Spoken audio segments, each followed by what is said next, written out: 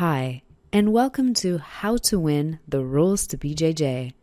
We know it takes more than just hard work and talent to win at a competition. It takes strategy. So we asked Nick Gregoriades his thoughts on what he learned from making this DVD, why he decided to make it, how it can help you win, and what it can do for the Brazilian Jiu-jitsu community.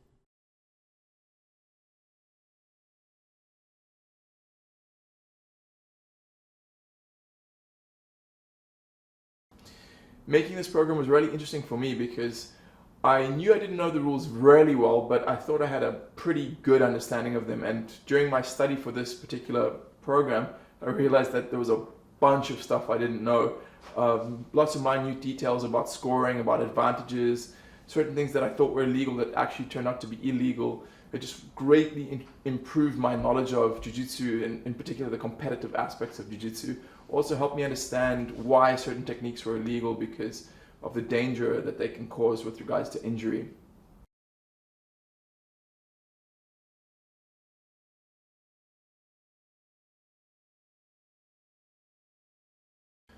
Basically, I created this course because I realized that there was a lot of knowledge and a lot of intricate details surrounding the rules that even advanced students didn't understand. Students like myself who have been training Jiu-Jitsu for almost 15 years. So I just thought to myself, man, if I struggle with these rules, imagine what the average white, blue, or purple belt feels like when they go to a tournament. They don't know what's legal, what's not legal. So that's why we created this. Realized it's important for Jiu-Jitsu guys who want to know how to get the most out of the competitions they go to. We all love competing and we want to do the best we possibly can. So you don't want to get to a tournament and have traveled hundreds of miles and spend hundreds of dollars on hotel rooms and lose because you broke a rule that you didn't even know was a rule. And that's why we created this program.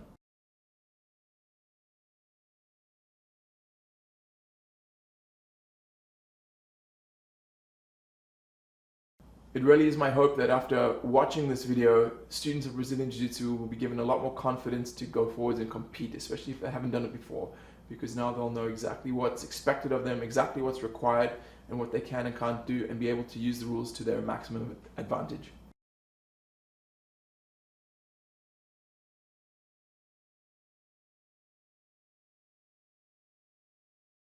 This is going to help guys in the Jiu-Jitsu community because it will allow you to exploit the rules to your advantage. So instead of going into a match and not being aware of what can happen and allowing your opponent to do things to you or accidentally doing things that can get you penalized, you'll have a complete understanding and be able to work the rules to your advantage.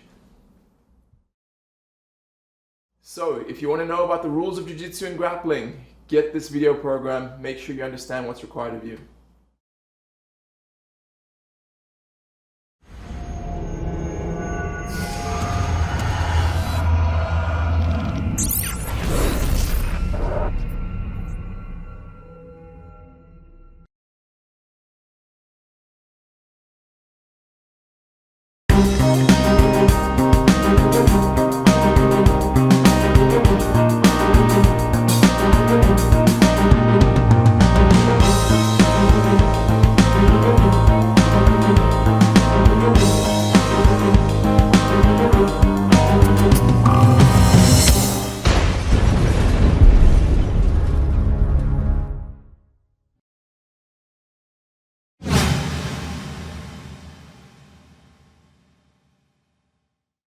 Hi guys, I'm Nicolas Gregoriades from the Jiu-Jitsu Brotherhood. Welcome to my program on how to use the rules for Jiu-Jitsu. The way this program came about is I was having a discussion with a friend of mine a few months ago, and he's a high-level brown belt. He's been training most of his adult life. I'm a black belt. I've been training for almost 15 years. And we actually got into a debate on some of the rules, and we realized that both of us didn't actually know the rules as well as we should.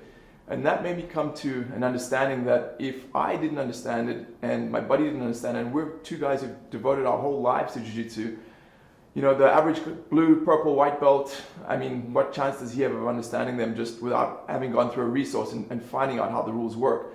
So that's why we decided to put this program together. And the reason this is going to benefit you, the two main reasons are that when you go to compete, if you understand the rules, it's not going to take up space in your mind. So you can just focus on your performance. You can focus on doing well in your match and competing to the best of your ability. And the second reason is that if you understand the rules, you can exploit them during the competition. You can know just how far you can take your submissions. You can know if you're allowed to escape a submission by moving to the edge of the mat. You can really use them to your advantage, and that way you can rack up more competition victories for yourself and for your team. So I really hope this program is going to help you guys, and I'm sure it's going to be a great thing for your jiu-jitsu.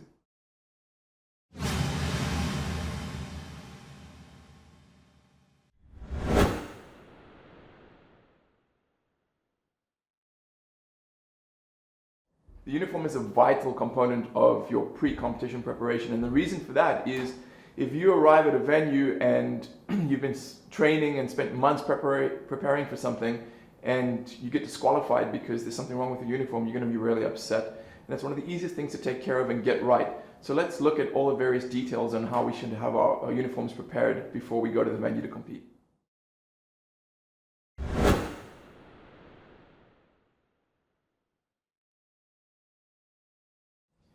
Guys, let's look closely at the details you need to remember before you compete about your gi. So the first thing is the sleeves. You need to have an opening of at least 7 centimeters over here, otherwise you may not be able to use that gi.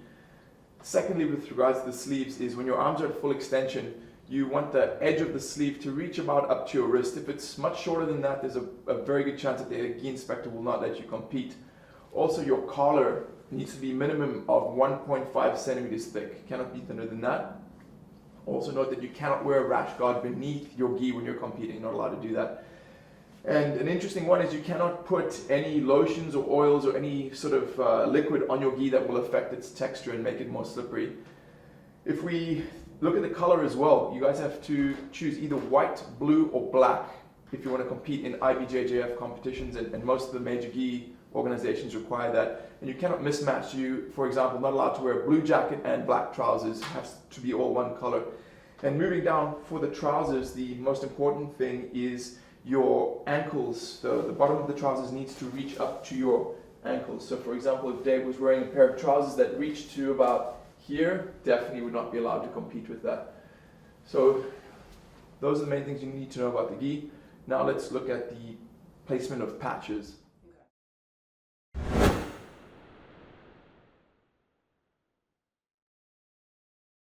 I know you guys love putting patches in your gis, so do I, but it's really important that you think about where you put the patches, because the IBJJF and most of the large gi organizations are quite strict about it. I've actually been in a competition before where they've ripped the patch off my gi just before I started competing, which was really annoying, and you guys don't want that to happen. The general rule is you don't want patches on the joints, right? So, and there are certain areas where you are allowed patches. So they are on the traps, you can have some over here. On the upper arm as well, you can have one. And then on this part of the jacket, not on the lapel, but this part of the jacket, and here you are allowed to have patches. On his legs, you can have one patch over here. This area is okay, and this area okay. But notice it's above the knee and beneath the knee, not on the knee and not on the ankle. Also on the side, you can have some patches over here and here, but again, not on the knee and not on the ankle.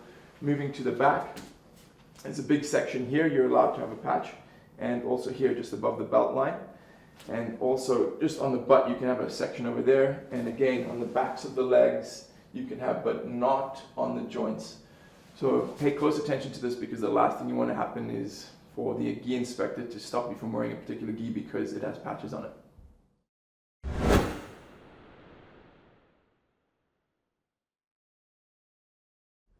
For no-gi competitions, most of the major organizations will require that you wear a rash guard. The IBJJF in particular says that you need to have at least 20 to 25% of the rash guard the same color as your belt, so keep that in mind. For the bottom part of the uniform for no-gi, you can wear either fight shorts, spats, or the shorter style MMA compression shorts. It's very important that you don't wear board shorts or any other style of shorts that has any attachments or drawstrings or metal or buttons or zippers or pockets. It has to be a clean short, so I recommend you stick to specific grappling MMA fight shorts for your competition.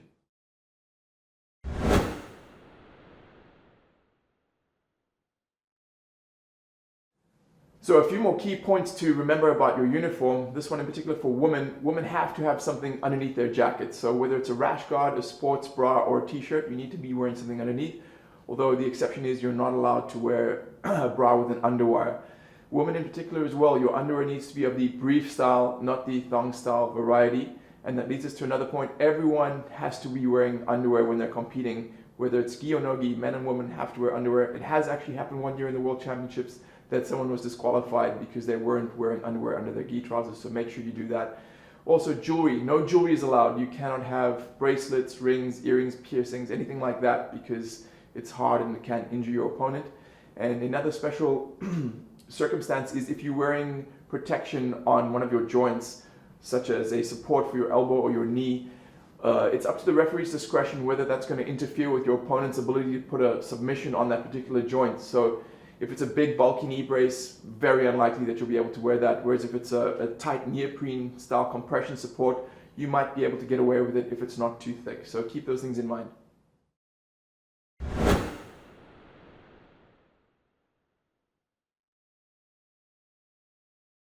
Okay guys, our next section is hygiene. Why is hygiene important? There's two main reasons. The first is respect. It's respect for your opponent and for the art of jiu-jitsu itself. We want to give our competitors and our opponents the proper respect they deserve. Also, you're going to get disqualified if you're dirty, or if there's something not meeting the hygiene regulations. You probably won't be allowed to compete, and it's going to be a waste of time having traveled all the way to come compete, and you'll just get disqualified. So with regards to hygiene, one of the most important things is our feet. Your feet want to be nice and clean, but more importantly than that, you want to be wearing shoes at all times when you're not on the mat. We've all seen that image on Facebook of a guy standing in his gi at a urinal barefoot before he goes to compete. It's disgusting. We never want to have anything like that. So make sure you're wearing your shoes. Competitions are getting more and more strict about this, so make sure you always have your shoes on when you're not on the mat. Next thing is you don't want to have any creams or oils or lotions on your skin that would interfere with your opponent's ability to grip you. You can get disqualified for that as well. You don't have any skin infections of any kind, so if you have staph or ringworm or anything like that, don't even think about competing. That's disrespectful to your own opponent and the art, so don't even think about it. Then bleeding, if you have any bleeding cut or anything like that, it has to be covered or taped up or not exposed to your opponent or the mat. And if you start bleeding during a match, your referee may stop the fight. Then we move to the hair. If you have long hair, make sure it's tied up. If you have dyes in your hair, make sure they're color fast dyes, because if it runs onto the mat, you can get disqualified straight away. And your nails need to be kept nice and short and clean as well. You don't want to scratch your opponent or infect them.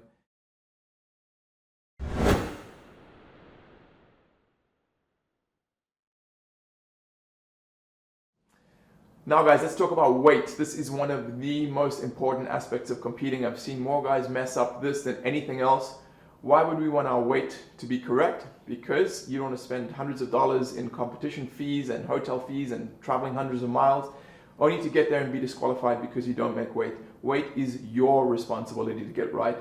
So you have to understand that the weigh-in procedure is slightly different for the different tournaments. The IBJJF will weigh you in just before your match, whereas some other competitions like the World Pro will weigh you in the Friday before the competition on the weekend.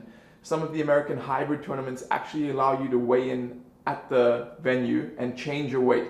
But things like the IBJJF and World Pro will not allow you to change your weight. There's no allowance, so you want to get your weight right the first time. Keep in mind that you are weighed in the gi. So if you need to be under 84 kilos in the gi, that means wearing your gi standing on the scale. And here's a cool little tip for you guys. For IBJJF competitions, I shouldn't really be telling you this, but what they do is they weigh you just prior to your first match. Now, if you're sneaky, what you can do is wear a very lightweight gi to the first match and then change into a heavier weave gi for your second match. But don't let anyone know that I told you that, because it's kind of pushing the boundaries of the rules a little bit.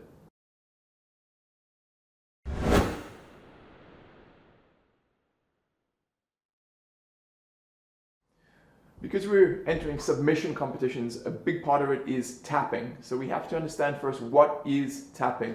Tapping happens, or you tap when you no longer want to continue in that match. It could be because you're in a submission and your arm is about to break. It could be because you're in a strangle and you don't want to pass out. It could be because you're tired and you feel like you're going to throw up. Or for whatever reason, if you want to stop the match and forfeit, you will tap. So the different ways to tap. The first is with the hand. You can tap on me or on the floor. Right? I strongly suggest that you tap on your opponent, because the venue could be loud. Maybe your opponent can't hear you tapping the mat, so if possible, tap on your opponent. And the next way to tap is with your feet. Stamping your foot on the ground constitutes a submission. Tapping your foot on the ground means a submission. Or you can verbally say stop or tap. And finally, if you scream or shout, this is very important, if you scream or shout, the referee will take that as a verbal submission. I've seen this happen many times. Someone's trying to yank on an armbar and they scream, ah! And the referee stops the fight and they lose because that constitutes a submission. So keep these things in mind, guys. Tapping is your responsibility. Although the referee will be watching and he will be able to help you if you cannot tap, he might not see something, and it's not going to be cool if you get choked out in front of all your friends and unconscious, or if your arm gets broken and you're out of action for 6 weeks and have to rehabilitate. So this is your responsibility.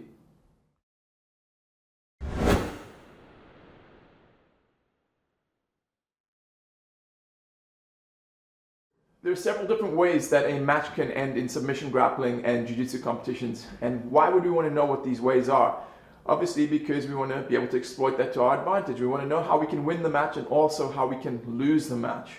I personally am a submission fighter. I'm always looking for the submission, but some fighters want to know how to finish the fight by points, or they want to know how to push the rules to the limit so they can win in those ways. And these 5 ways are: first, submission, obviously. If you make your opponent tap, you win the fight. Secondly is stoppage.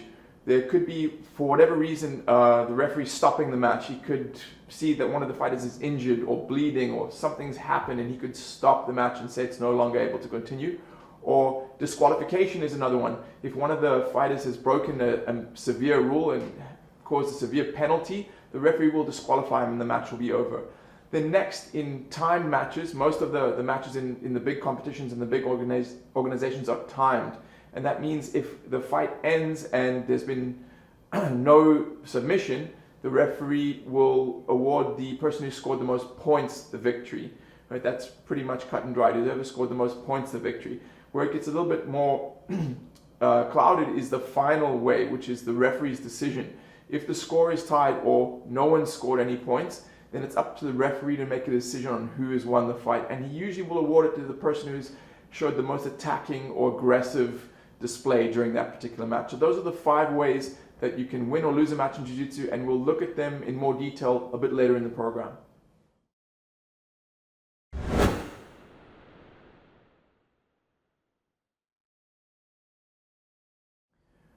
Match procedures are something else we should focus on. The reason for this is because in general, most competitions follow a specific sequence that takes you from before you fight to your fight. And the reason we need to pay attention to this is it's happened many, many times. It's even happened to me that I've been in the bathroom or I've had my headphones on and I've missed my fight because my name was called, or I was supposed to be in a specific place at a specific time and I wasn't there, and then I got instantly disqualified. So the general procedure is your division will be scheduled for a specific time. Okay, so let's say it's 3 p.m. You're scheduled to fight in the blue belt featherweight at 3 p.m. The way it'll work is they will announce your division. Now it's important to remember that it's not set in stone. It might be scheduled for 3 p.m., but they might start it early or they might start it late. It's your responsibility to listen and watch and be aware of what time it's going to start. So firstly, they will announce it. Then secondly, they will call the fighters' names. You have to be there for a specific roll call. Then once you've had your name checked off, you're going to make your way to the mat that you're fighting on. You'll be told which mat you're fighting on. In the case of IBJJF, a runner will take you to the specific mat. For most other organizations, you just have to make your way to the mat yourself. And lastly, the referee will say when it's ready, time for you to step on the mat, ready to fight, and he will signal the beginning of the match. So it's, again, your responsibility. Be aware of when your match starts and when it doesn't start, because you don't want to get disqualified. What I like to do is, I have headphones on when I compete, so I tell a friend of mine or my coach, I say to him, please listen, and that's really important. No one wants to get disqualified.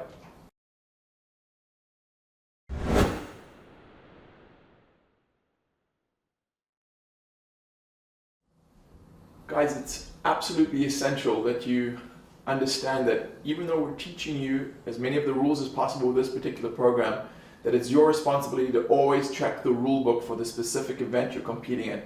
There's different reasons for this. The first is that rules can and do change. For example, last year in 2014, the IBJJF just introduced a new rule about being unable to spike your opponent onto his head when you have a grip on his belt. That wasn't there before. Now it's a new rule.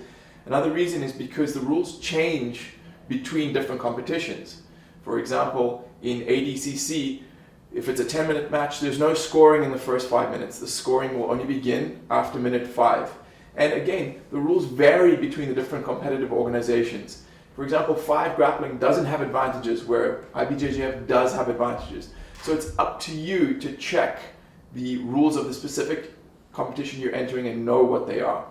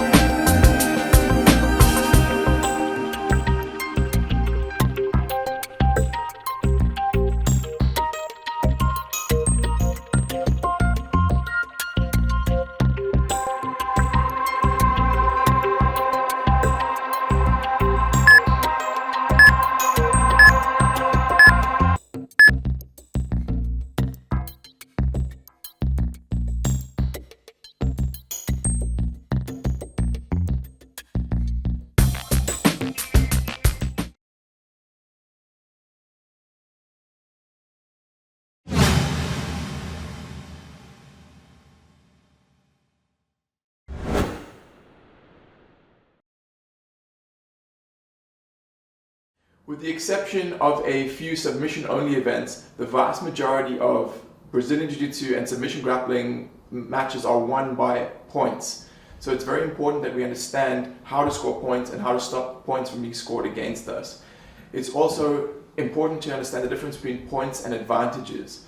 Right? Points are awarded for a scoring maneuver, right? Such as passing the guard or in certain cases submission attempts and things like that. Whereas advantages, you can think of advantages as an almost scoring of a point. So let's say you're performing a scoring maneuver and you just don't quite get it. That's usually when the referee will give you an advantage. And it's very important to also understand that points always overrule advantages. So you can have 50 advantages and your opponent can have 0, but if he has 1 point more than you, he will win the match straight away. So now let's look at two really important scenarios on what will constitute scoring maneuvers. It's two very important details that a lot of people don't understand. We're going to have a look at them now.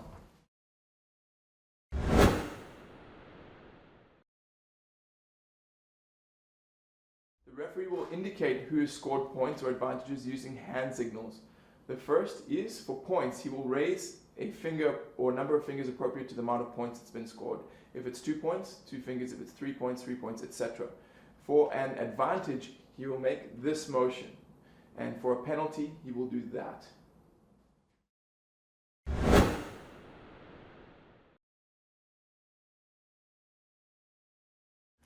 Your scoring maneuvers will not count. You will not get the points for them unless you establish control for at least 3 seconds.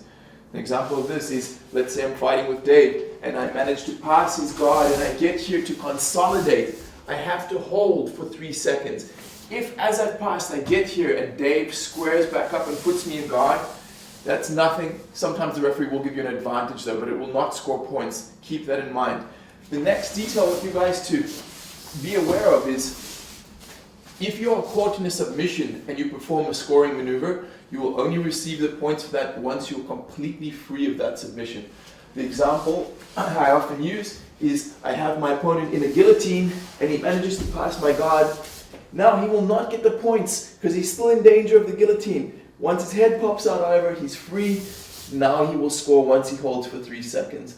So keep those two details in mind. They're very important when you're trying to score points.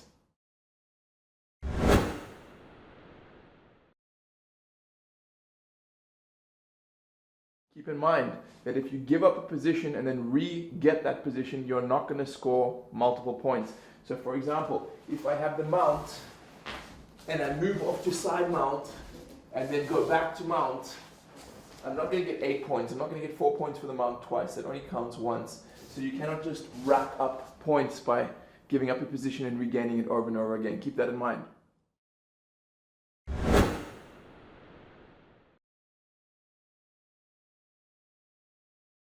A takedown will score you 2 points. Basically, that means if you take your opponent from a standing position to the ground position and put him on his butt, his back, or on the all fours parterre position and control him for 3 seconds, that is when you will get 2 points.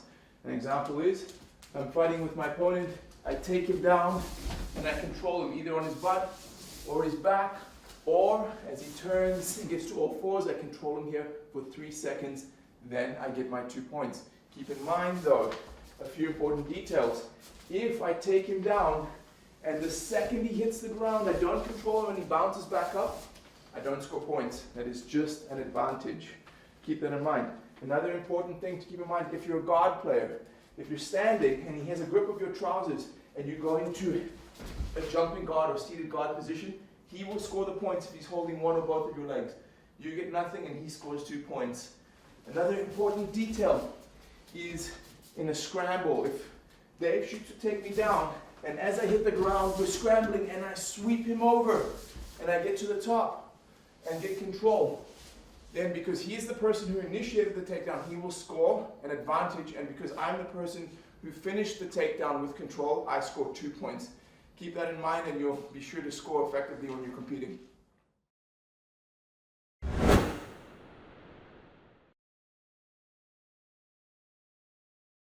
The sweep will score you 2 points in pretty much every competition. It's important to define what a sweep is.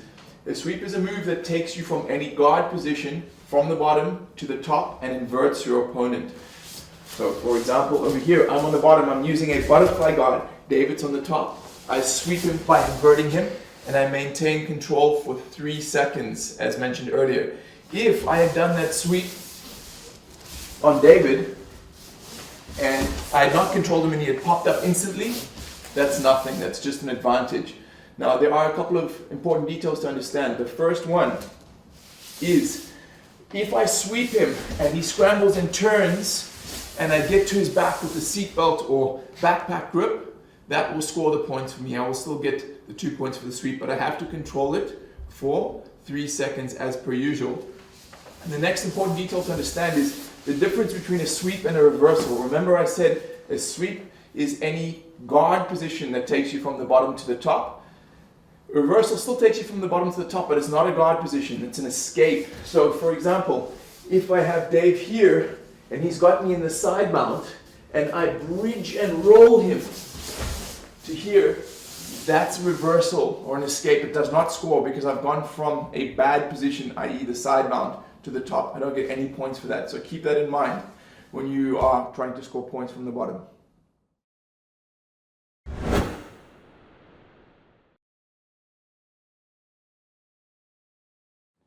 Knee on chest will score you 2 points, and let's define exactly what that is. The knee on chest is this position. Notice this foot has to be, or this knee has to be up off the ground. This will not score, right? This will give me an advantage, but it will not score the 2 points. And I also have to be facing my opponent's head to get the full 2 points. If I have this, I get nothing, not even an advantage. Keep that in mind when you do the knee on chest. It has to be like this.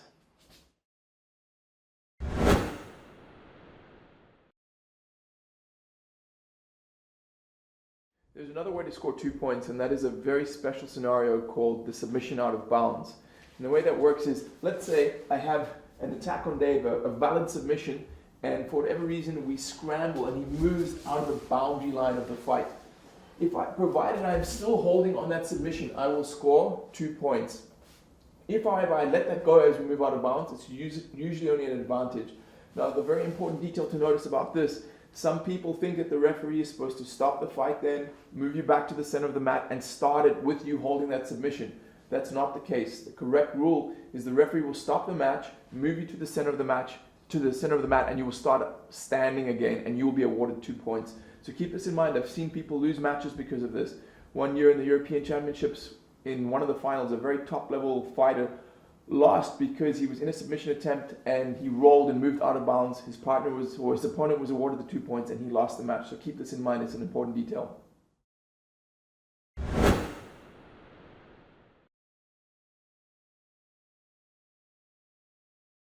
You can score 3 points by passing the guard. This means passing over, through, around, or under your opponent's legs to get either to knee on chest, side mount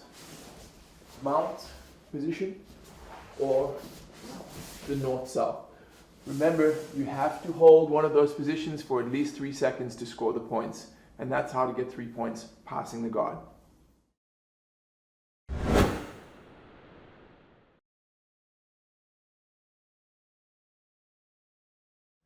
One of the ways to score 4 points is getting the back mount, and we have to look very specifically at what means back mount and what doesn't.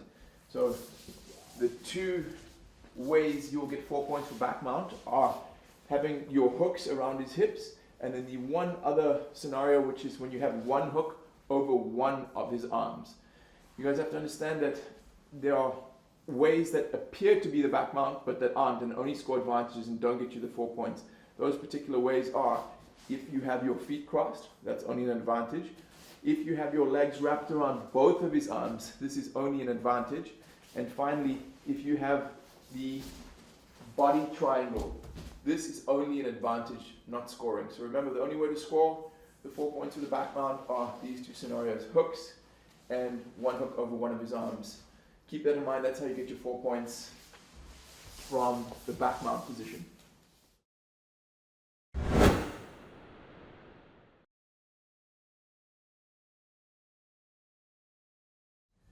Getting the mount position scores you 4 points, but it's kind of tricky because there's a lot of confusion about all the different variations of mount and which one scores and which one doesn't. Let's first look at the scoring ones. So if I'm here in a regular mount or a high mount, that scores 4 points. Same thing with the low mount, when my legs are grapevine, that's 4 points as well. If I'm in mount position over one of his arms, that will score me the 4 points. If I'm in this position here with one leg up, technical mount, 4 points again. If he's turned onto his side and I'm in this position, sideways mount, 4 points as well. If he's turned all the way over and I'm in a full back mount, again, 4 points. Then the 2 specific scenarios that do not score points are these 2. The first is when I'm mounted over both of his arms. This is just an advantage but no points. And the final variation is if I'm switched to here, a reverse mounted position, 0 points, 0 advantages. So keep those in mind so you know what scores and what doesn't score.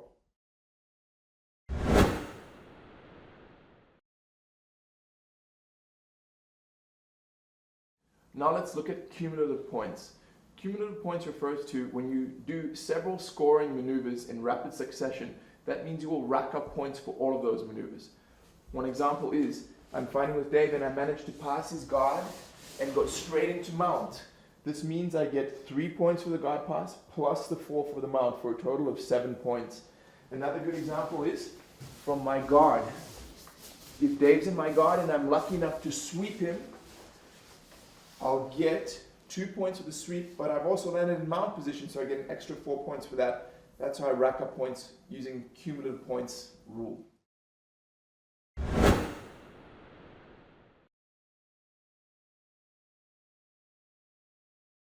One of the things that caused me confusion for a while was the difference between points and advantages, and there's great benefit to understanding the difference between these two things and how to use them properly in competition. An advantage can be considered an almost point, so it's when you almost score using a maneuver or a submission. Let's look at an example. Let's say I'm passing David's guard and I manage to pass and I get here, but before I can hold it for 3 seconds, David squares up and puts me back in the guard. Because I almost passed the guard but didn't quite establish the control of the side mount, I will get an advantage. Another very common scenario, again, it's guard passing. Maybe I'll pass David's guard and he will turn to his knees to counter and go to the turtle position. I will get an advantage because Dave had to counter my guard pass to defend it. So I'll get an advantage. This is another scenario which is submissions. Let's say I have Dave in an arm lock and he is in very real danger of submitting. This is the important detail. He must be in very real danger of submitting. So if I was just here and Dave's arms are hidden and there's nothing really here and he escapes, I will get nothing. But if I'm here and Dave's really close to tapping and he's in real danger and then he manages to escape in one way or another and comes up, once the submission is completely gone, once it's completely no chance of me finishing with that submission, then the referee will award me an advantage because my opponent was in very real danger. And that's the way you differentiate between points and advantages.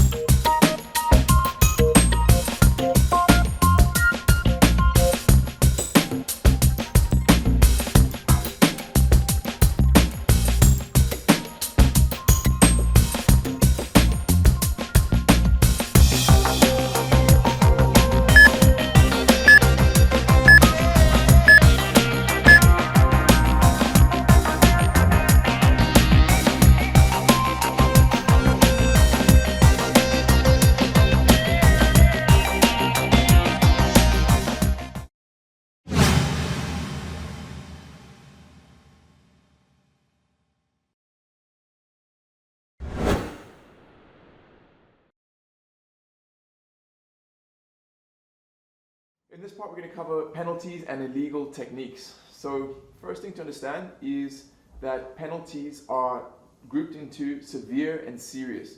Severe usually means that you will be instantly disqualified, whereas serious follows a protocol whereby you're first given warnings and eventually disqualified.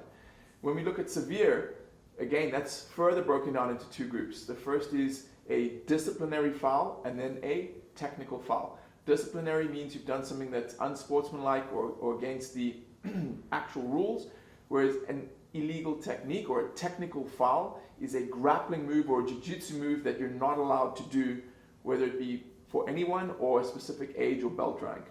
So we're going to first go and look at the list of technical fouls, what you can and can't do according to your rank, age, or the competition.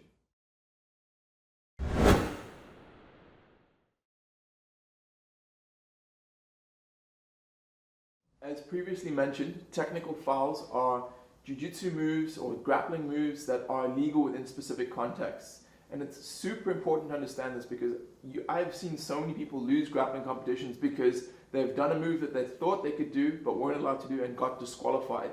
Another reason it's really important is these moves are generally pretty dangerous and they can severely injure your opponent and keep them out of the game, sometimes for life or at least a few months, and we don't want to do that.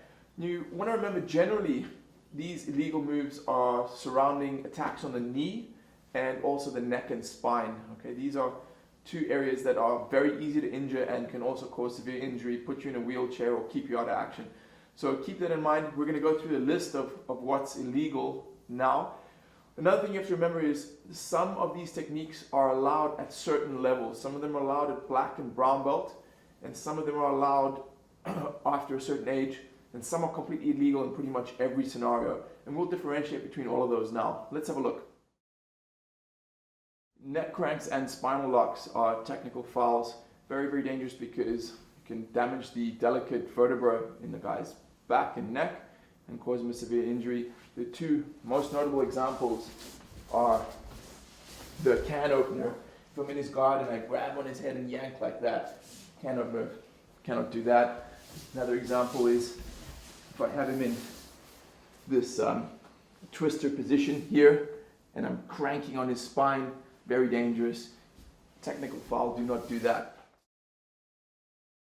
The heel hook is a special case, a special example of a technical foul, and that is because even though it's banned in almost all grappling and jiu-jitsu competitions, there is one exception, which is the ADCC. They do allow heel hooks, but for everyone else, you're not allowed to do it. And heel hook's basically one of these, a twisting attack by manipulating at his heel. Very dangerous because it can really damage your opponent's knee, so don't do that. The reverse toe hold is not allowed, especially in IBJJF competitions. There's a difference between doing a toe hold like this and the reverse one like this. This one is not allowed because it puts a lot more pressure on the inside of your opponent's knee. So you cannot do that reverse toe hold. Another illegal technique is bending your opponent's fingers back. Let's have a look. So for example, let's say Dave's attacking me and I want to peel his hand off. I cannot bend his fingers back like this. It's very dangerous. You can break his fingers easily. Another important key is if you want to strip this grip off, you can hold his fingers, but only if you grab 3 or more. So let's say I want to peel this off. I cannot grab one finger and pull it like that. That's completely illegal. But if I grab 3 of them to peel his grip off, that's okay. So keep that in mind when you're stripping grips off or manipulating in his hand. Cannot bend the fingers back, and if you do grab his hand, you have to grab at least 3 fingers. Reaping the knee is another very special case. Reaping the knee puts extreme pressure on your opponent's knee and can cause severe injury. It's legal in ADCC, but completely illegal in IBJJF. And let's have a look at specifically what that means when we say reaping the knee. So there's 2 very specific details. The first is I'm reaping the knee when I have my outside leg over his leg and past the midline of the body, right? This is one of the requirements for reaping the knee. The second is to bring his knee across the center line like this. That is reaping his knee. Turning it towards the out is fine, but across the center line, that becomes a knee reap. Another thing that you need to keep in mind is it's not a knee reap if your opponent's foot of the leg being attacked is free. because now the pressure is not being driven into his knee. He can turn to alleviate that pressure, but if his foot is trapped, he cannot. If I turn now, it's all going to go into his knee. Here as well, this is not reaping the knee if my foot is on the outside here. So this would be an example of definitely not a knee reap, whereas this and this twisting would be a knee reap. So keep that in mind, guys. I've seen it happen before. By nature of the rules, if you have this position, even if your foot's on the outside, if your opponent pulls your foot across that midline, you can get disqualified. That's illegal. The referee could actually disqualify you even if he puts your foot in that position. So what I do is whenever I find myself here, I automatically go to the other side. That ensures that there's no chance of me putting a knee reap on my opponent, no chance of me injuring him, and more importantly, no chance of me getting disqualified. Keep that in mind with regards to the knee reap. Locks that separate the knee and twist the knee in this particular way are completely restricted techniques.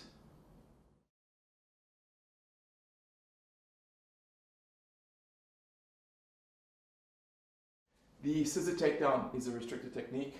So if you're here, you drop down to here using the scissor or scissoring his legs like that, restricted technique. Very dangerous, can really damage your opponent's knee. Spiking your opponent onto his head from a standing position while holding his belt is a restricted technique. Very, very dangerous, can really injure his spine. So if I were to be here, say for example Dave has me in a single with his head on the outside and I have his belt and I would drop to the floor now, bam, very dangerous because I can potentially spike him on his head. Restricted technique, do not do that.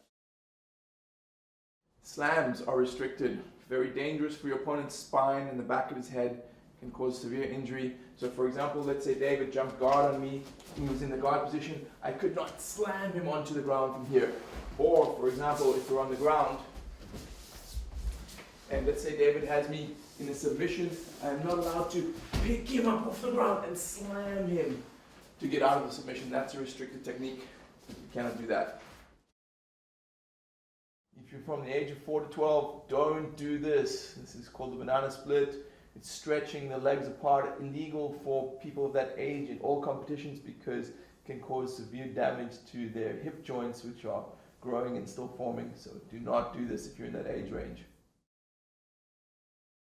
The choke with a spinal lock, also sometimes known as a cervical lock, is a restricted technique, and it would look like this.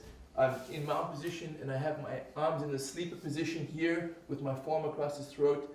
Very dangerous because I can really damage the cervical part of his neck, puts a lot of pressure on that and can cause a very severe injury. I've had a couple of friends have bad neck injuries from that, so don't do that. Restricted technique. This particular move, the straight foot lock, is a restricted technique. His foot, leg, knee and hip are in a straight line and I'm attacking by drawing back or falling on my side here. Keep in mind that's a restricted technique, the straight foot lock. Doing a forearm choke while holding your own sleeve, also known as the Ezekiel, is a restricted technique. So if my opponent were to do this, grabbing his own sleeve, and then putting his forearm across the back, front, or side of my neck to apply, that's illegal or restricted technique. The omoplata, or the shoulder lock, scapular lock with the legs, is a restricted technique for juniors. You cannot apply this if you're a junior. If you're a junior and you're doing a triangle, you may not pull on the back of the head. Again, always comes back to the knee or the neck. In this case, the neck. You can really injure a developing child's neck when you do this, so that's illegal if you're a junior. Keep that in mind. The arm triangle, again, puts a lot of pressure on the neck. You cannot use that if you're a junior. No arm triangles. For juniors, the front guillotine from standing is restricted. Kids have generally weak necks, they're still developing. You can really injure them if you do this, so you're not allowed to do this as a junior from standing. You cannot use your legs to crush and compress his rib cage using this particular technique. That's restricted. Wrist lock, restricted, can really damage a person's wrist permanently if you do this without the proper control and experience.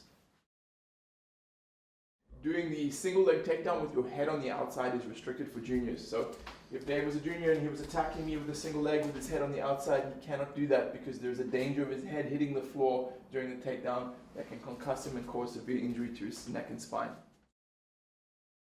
The bicep slicer or bicep crush is another restricted technique. It usually is performed by putting your shin across your opponent's bicep and then crushing into it. It's dangerous because it can damage the nerves in the bicep. So be very careful with that restricted technique. Doing a calf slicer or a calf crush, restricted technique. The way we usually use that attack, putting a bone or a sharp edge of the body into the back of the calf. Very dangerous because, again, it can damage that nerve and damage the muscle quite easily. Be careful with that restricted technique. Using the knee bar, attack on the knee joint, again very dangerous because you can damage the person's knee and stop them from walking for a long time. Be very careful with that restricted technique. Using the toe hold is a restricted technique. Again, if you put this on, you can pop out his ankle, pop out the ligaments in the side of his knee. Be careful with that restricted technique.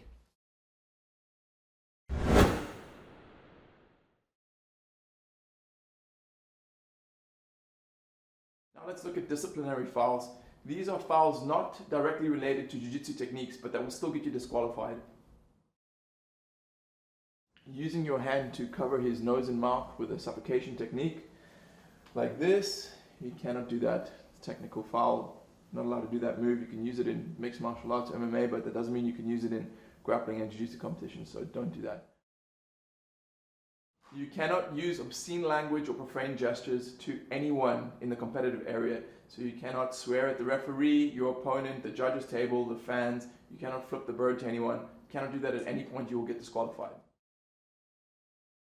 Hostile behavior can also get you disqualified. If you are aggressive towards anyone, including the referee, other fans, coaches, anyone in the environment, you can be disqualified instantly. Any sort of dirty tactics, including biting, hair pulling, grabbing or striking your opponent's groin, any sort of strikes, including kicks and punches, spitting, anything like that, this will get you disqualified instantly. Remember not to exhibit any disrespectful behavior towards your opponent, the referee, the fans, or any other competitors, anyone in the environment.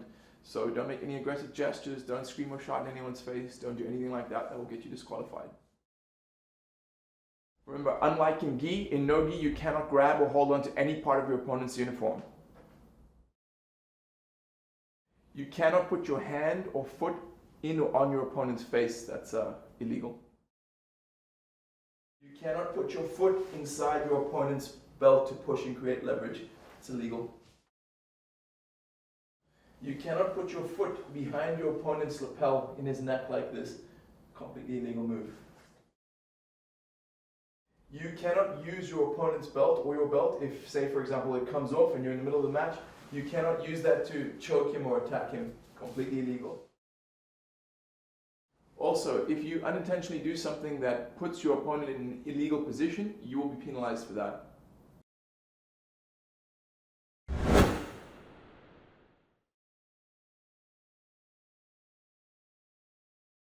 Here's what's going to happen if you commit a penalty. This is the protocol that will usually be followed. Is first, the referee will warn you. Second, he will award an advantage to your opponent. Third, he will award 2 points to your opponent. And if you do it a fourth time, you'll be instantly disqualified. Now we're going to look at the serious fouls. And these are things that can get you a penalty during the match. And if you repeat them, can lead to disqualification. Stalling is something you have to be aware of. If you display what they call lack of combativeness for 20 seconds, the referee can penalize you. So for example, I might even be in a dominant position. I might be controlling Dave from the side mount. But if the referee thinks I'm stalling, he will count to 20. And if I still haven't advanced my position or tried to attack, he will penalize me. Keep this in mind. Many matches have been lost because of that. If you're standing and you drop directly into a sitting or kneeling position without having a grip on your opponent, that is a penalty. And if you repeat that, you can be disqualified. So let's say Dave and I are fighting standing up and I just dropped straight down into seated position without having a grip, I will get penalized for that. When the athletes are standing and one of them flees to the edge of the mat to avoid something, that is a penalty. So for example, let's say David and I are fighting and I turn and run to escape from him and I leave the edge of the mat, I can be penalized. When two athletes are standing and one of them pushes his opponents off the edge of the mat, that's a serious penalty. You can get a point deducted. It's not sumo wrestling, it's jiu-jitsu. If two fighters are on the ground and one of the athletes tries to scoot off or slide off the competition area, let's say this is the boundary here, I'm fighting Dave, I'm attacking him with a footlock and he scoots out, that's a penalty. And remember, as we mentioned earlier in the program, that can actually cost you 2 points. So if two of us are fighting on the ground and I'm the one on top and I stand and back out to avoid the fight, I can be penalized for that. If we're in this scenario, I'm on the ground, he's standing and I have a grip on him and he breaks my grip and does not return to combat, he can be penalized. If he backs out, he can be penalized. When an athlete intentionally removes his belt, causing the combat to be stopped, that's a penalty. This is an important one. I see a lot of beginners making this mistake. It is a penalty if you put your fingers on the inside of his sleeve or the inside of his trousers. You cannot do that. You can put your thumb inside and your fingers on top, but not the other way around. So you cannot do that or that. Keep that in mind. You cannot speak to the ref using hand gestures unless you are trying to report a medical issue or an issue with your uniform. If you disobey the referee's order, you can be penalized. So, for example, let's say both of you and your opponent are moving towards the edge of the mat and the referee calls stop because he wants to move you towards the edge of the mat. If you carry on fighting, you've disobeyed his order and he can penalize you for that. Remember, do not leave the match before the referee has raised the hand of the victor. If you leave before your referee has officially announced the winner of the match, you could be disqualified even if you won that match. You cannot try to flee the match if you're about to be swept or taken down by running off the edge of the mat. So for example, if I have here Dave in a sweep and he feels he's about to be swept and he runs off the edge of the mat to escape, he will be penalized.